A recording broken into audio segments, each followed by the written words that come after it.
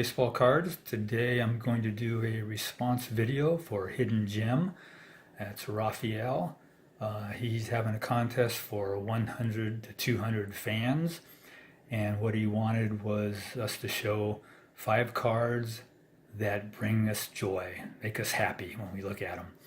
So I picked my 5 cards, and I will leave a link to Hidden Gem's channel down below, and some of you may have heard of him, some of you may not, but if you haven't, please check him out. He's got a great channel. He does all the sports: football, basketball, baseball.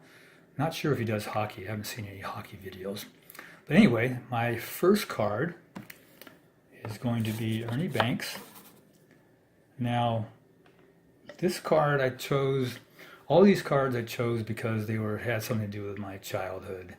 And this card was something I owned when I was a child. My mom used to buy me baseball cards, and that was the only way I ever got them. She'd come home and bring me a few packs when she'd go shopping, and once in a while she'd bring me a whole box.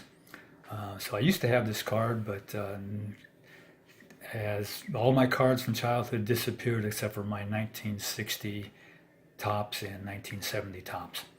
So, Ernie Banks, first card. Next up, Kaline. One thing about Ernie is, like, I always wanted him to get in the World Series when I was a kid because I really liked him, and he just never seemed to make it. Anyway, next up is Kaline. This is from 1959. Beautiful card. I loved Kaline, and always liked this card. So I purchased this one a few months ago. Okay, next up, cards from my 1960 set. We have Mantle. When I tried to test this out, it was working just fine, but now it's not so great. But anyway, Mantle, tops, 1960. Mantle was one of my favorites growing up. Played for the Yankees, like I say, when Milwaukee Brewers beat the Yankees in the World Series when I was, I'm not sure what year that was, in the 50s. I tore up all my Yankee cards when they lost to the Milwaukee Braves.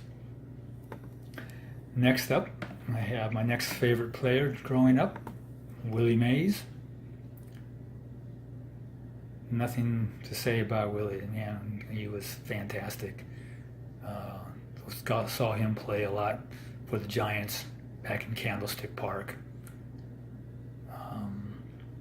Just incredible player. And last but not least, another Giant. This one is Willie McCovey. Oops. Okay, so McCovey, he was, I remember first hearing him play his very first game with the Giants on the radio.